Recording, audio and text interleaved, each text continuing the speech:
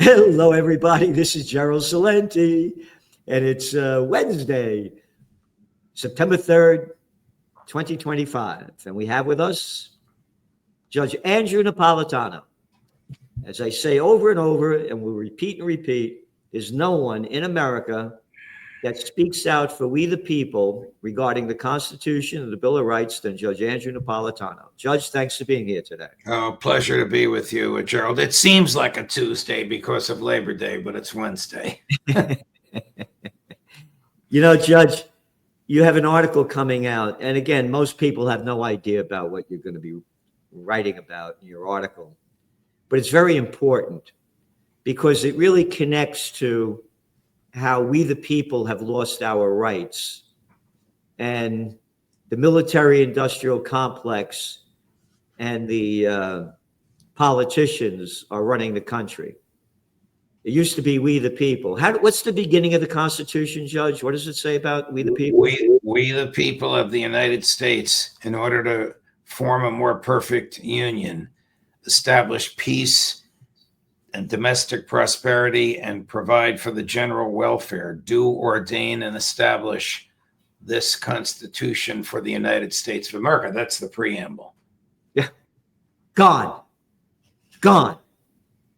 Wiped out. Well, it's not for the people anymore. It's for the billionaires, the military industrial complex, and whoever happens to be in the White House. We have a presidency, a runaway presidency, and a Congress that doesn't care when the president exercises powers that are given to the Congress. Congress, a bunch of little low-life nobodies that suck up and bow down to the people that give them the money. Here, this is just out in the Wall Street Journal. You mentioned billionaires. What we know about America's billionaires, 1,135 and counting. Exclusive, up-close look at the richest people in the U.S. Isn't that nice? They don't give a penny for peace. They don't give a penny for the Renaissance. All they're interested in is making more money for themselves. All we become are plantation workers of Slavelandia, as I call it. Judge, you have an article coming out. And again, most people have no idea about this, but it's very important. The feds defend their torturers again. While the public attention this summer has been drawn to masked ICE agents arresting folks without warrants, presidentially imposed sales tax on goods emanating from foreign countries that have been invalidated by 3 federal courts, and the fruitless kabaki dance between President Donald Trump and Russian President Vladimir Putin in Anchorage, Alaska last month, the federal government continues its slow assault on the Constitution. And you talk about what's going on. Again, this is your language, the U.S. naval base in Guantanamo Bay, Cuba. Again, before you go forward, the U.S. naval base in Guantanamo Bay, Cuba? What the hell are we doing in Cuba? Well, we leased property in the Roosevelt years, the Teddy Roosevelt years, for 99 years, and we never left.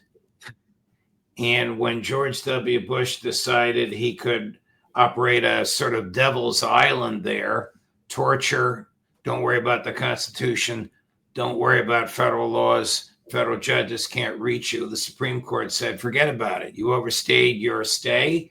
It's the functional equivalent of permanent residency there. Wherever the government goes for more than a fleeting moment, the Constitution is there, federal laws follow and must be enforced, and federal judges can interpret what's going on.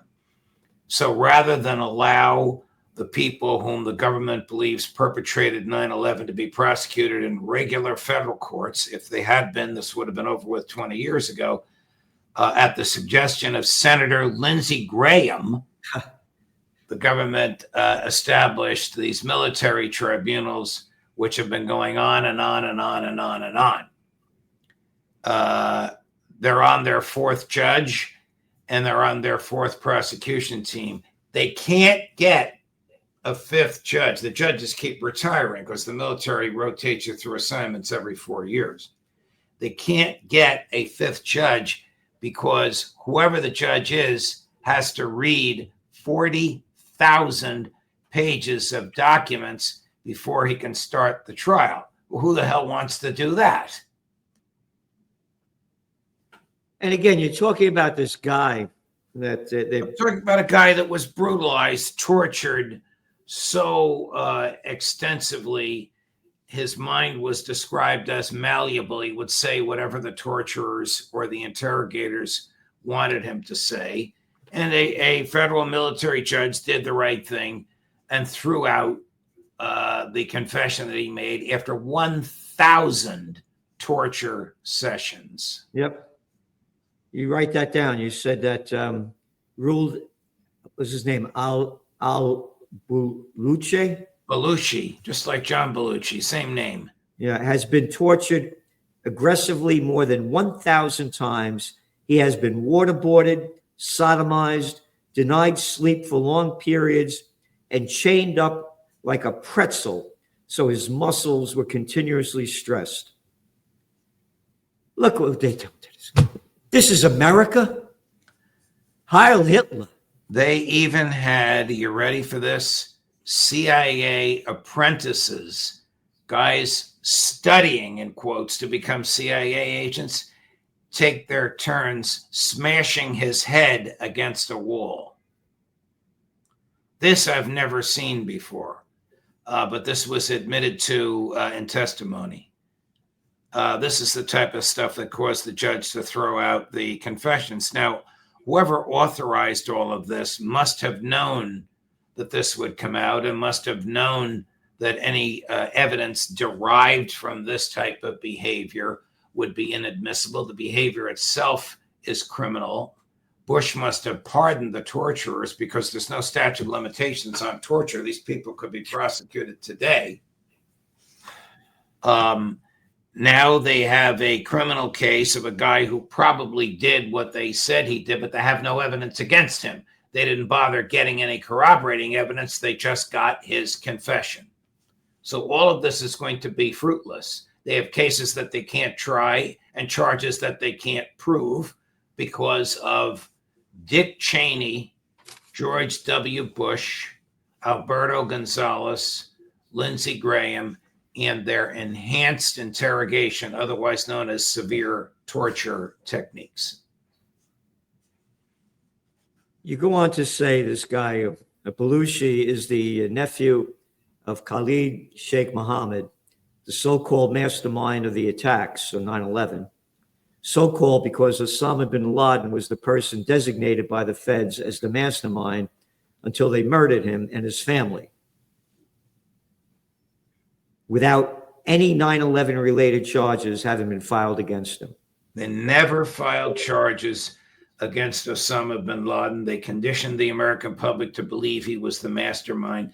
They invaded his house and murdered him, a crime under American law and Pakistani law. They didn't arrest him. They couldn't arrest him. There was no arrest warrant out for him because there were no charges filed against him. Then after they destroyed his body, they decided, oh, well, he wasn't the mastermind. Khalid Sheikh Mohammed was. Then they entered into a plea agreement with Khalid Sheikh Mohammed for life in prison. And then the Secretary of Defense at the time, Lloyd Austin, decided he didn't like the plea agreement. He ordered his own prosecutors to ask the court to rescind it. The court said, what are you, crazy? You guys just asked me to sign it. I signed it. I'm not rescinding it.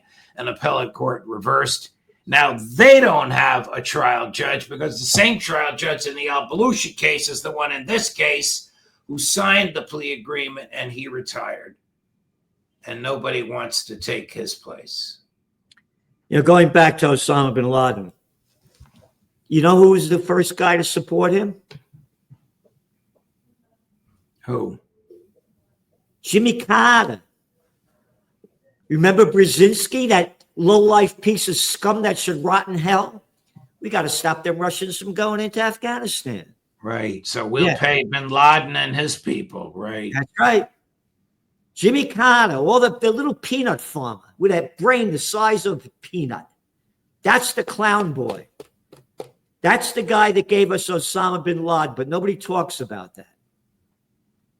And then going on to what you were talking about, what does Lloyd Austin? Oh, this is the Lloyd Austin that said that the Russians were going to be defeated in the Ukraine war. That Lloyd Austin? Correct.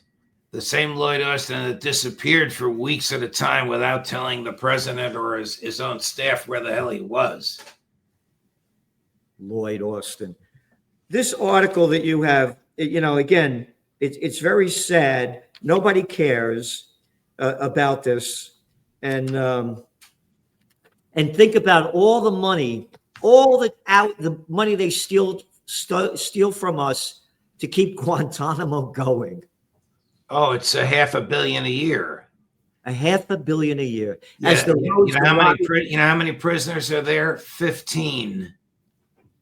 Yeah. At one point, it held 700. You know how many trials there have been at Gitmo for 9/11? It's an easy number to remember.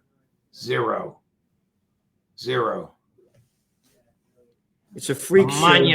A monumental failure and disaster. Thank you, Alberto Gonzalez, George W. Bush, and Lindsey Graham. Yep. Oh, and Dick Cheney. You got to be proper. I don't want to get blacklisted. You can't call him Dick Cheney. You got to penis Cheney. You have to be proper. Don't call him a dick. That's the Bronx in you. Yeah.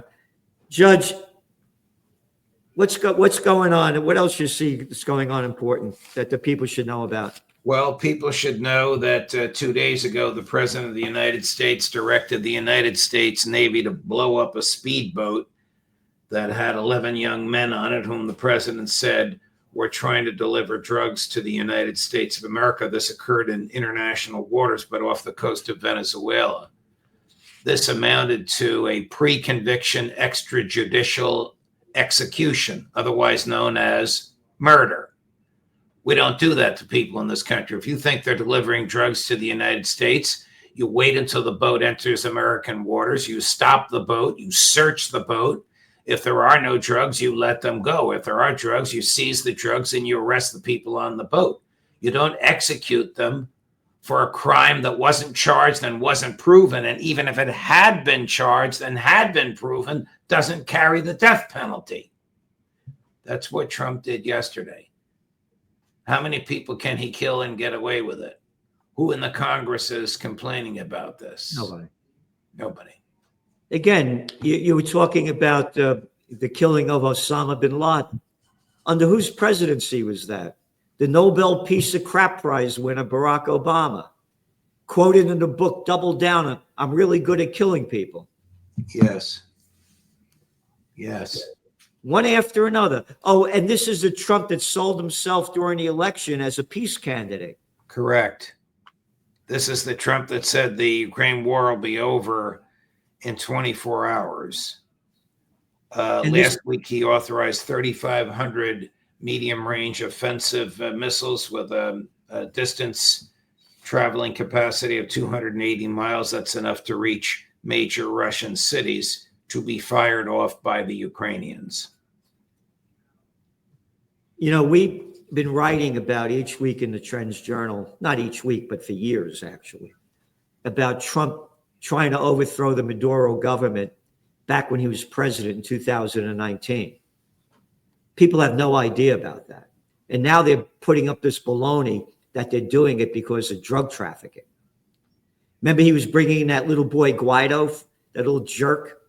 Who today is a grad student at the University of Miami. That's the guy that they claim is the true president of Venezuela. I mean, you can't make this up.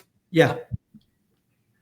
And again, this is a quote before they bombed that boat. Asked whether Trump was planning military strikes on Venezuela or to conduct operations on its soil, White House press secretary Carolyn, Levitt? Yes. Said on Thursday that the president, quote, was prepared to use every element of American power to stop drugs from flooding into our country. and to bring those responsible to justice. Maduro, she said, you ready? Was not a legitimate president. He is a fugitive head of this drug cartel. Wow. There's no known public evidence of which I'm aware to support that. This is terrible what's going on. And well, you know, in his first term, he assassinated General Soleimani and there were no repercussions. So we should expect more of this. Killing without legal repercussions. Killing people that are arguably unpopular. Killing people he has demonized so he has public support behind him. But this wreaks havoc on the concept of due process. If the president could say, you're committing a crime, you're guilty, I'm going to kill you. What about the Fifth Amendment that says the government shall not take life, liberty, or property without due process of law from any person, not just an American citizen, any person? Netanyahu says Trump told him, quote, no partial deals, go with full force in Gaza. Trump is financing war crimes, indifferent to the horrific human suffering that he could stop with a phone call. Trump, Israel was the strongest lobby I've ever seen. They had total control over Congress. Did you see that? I didn't see that, but that's true. This is from Haaretz, the Israeli newspaper. U.S. President Donald Trump said he understands his base is becoming increasingly critical of Israel before repeating tropes about the warning of the pro-Israel lobby because of progressive Democrats. He goes on to say, Trump pointed to his own record on the issue, saying, you ready? Nobody has done more for Israel than I have.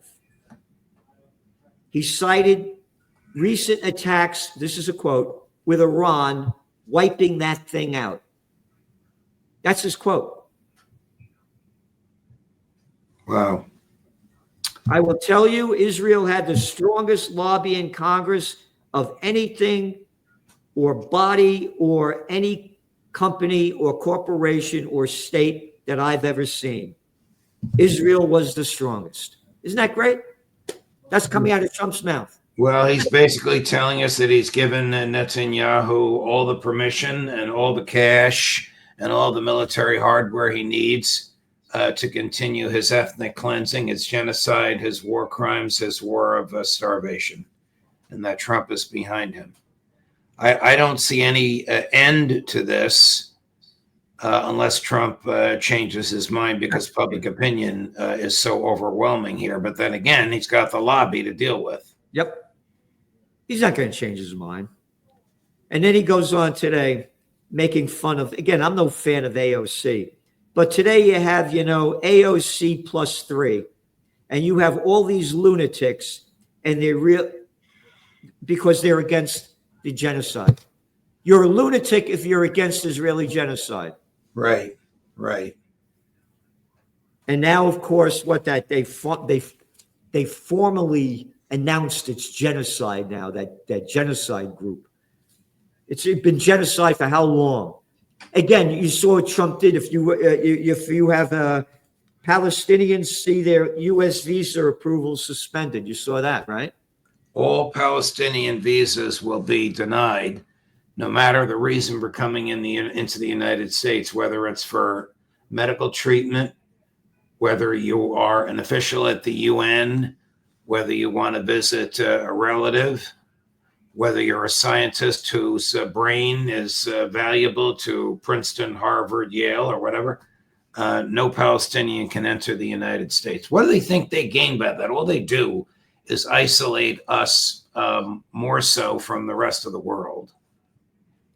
Ritter claims that, and he's probably going to say this at your rally on September 27th, that Marco Rubio keeps whispering into Trump's ear and encouraging more wars in Latin America and invading Iran.